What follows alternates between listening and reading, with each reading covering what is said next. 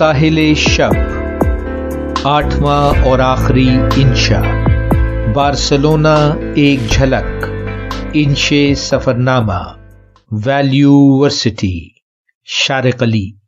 ساحل بے حد حسین اور شفاف تھا، دور تک پھیلی سنہری نرم ریت کے شانے سے دھیرے دھیرے سر ٹکراتی اور واپس لوٹتی نیل گون لہریں، کنارے کے ساتھ دھوپ میں سنولاتی یا اتھلے پانیوں میں تیراکی کا لطف اٹھاتی، مختصر ترین لباس کا تکلف کیے خوش بدن یورپی حسینائیں اور دیگر سیاحتی آبادی۔ ذرا فاصلے پر نوجوان لڑکے اور لڑکیاں تیراکی کا برائے نام لباس پہنے ریتیلے میدان میں والی بال کھیلتے ہوئے، کچھ ہماری طرح محض فلسفیانہ انداز میں ریت پر نیم دراز سستاتے ہوئے۔ مختصر مشاہدہ بھی یہ بات نظر انداز نہ کر سکتا تھا کہ ہسپانوی کلچر اس قدر آزاد خیال ہے کہ جس کا تصور برطانیہ میں بھی ممکن نہیں۔ قریب ہی شاور لینے اور پیر دھونے کا انتظام تھا اور قرینے سے بنے واش رومز بھی۔ لیٹے لیٹے تھک گئے اور دنیا کی بے راہ روی پر غور کر چکے تو چہل قدمی کی نیت لیے اٹھ کھڑے ہوئے۔ بارسلونا کی ساحلی تعمیرات انجینئرنگ کا کمال ہیں۔ 1992 کے اولمپک کی تیاری کا حصہ یہ تعمیرات کنارے کے ساتھ کوئی 2 کلومیٹر دور تک پھیلی ہوئی ہیں۔ کنارے کے ساتھ نیم دائرہ شکل میں خاصی طویل 3 منزلہ پیدل گزرگاہیں تعمیر کی گئی ہیں۔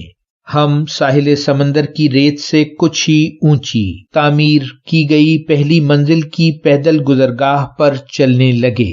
تقریباً 8-10 فٹ اونچی دوسری گزرگاہ بھی اس قدر کشادہ تھی کہ نہ صرف بہت سے لوگ چہل قدمی اور جاگنگ کر سکیں بلکہ ایک کشادہ سائیکل ٹریک بھی بنا ہوا، اور ساتھ ہی ریستورانوں اور دکانوں کی لمبی قطاریں بھی، ہر شے آرام اور کشادگی کا احساس لیے ہوئے۔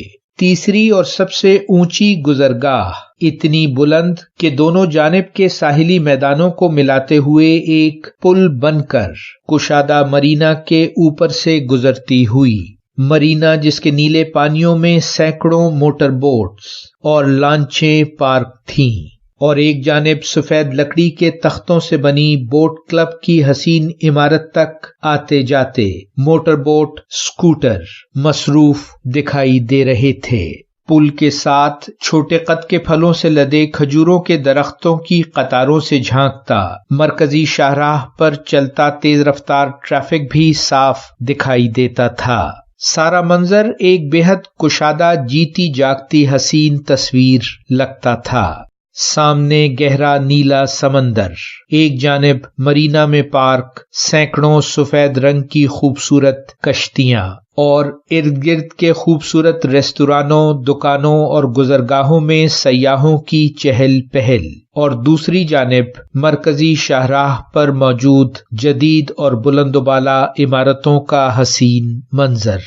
چلتے چلتے تھک گئے تو ایک آئس کریم شاپ کے سامنے بچھی کرسیوں پر بیٹھ کر جیلیٹو آئس کریم کا لطف اٹھانے لگے۔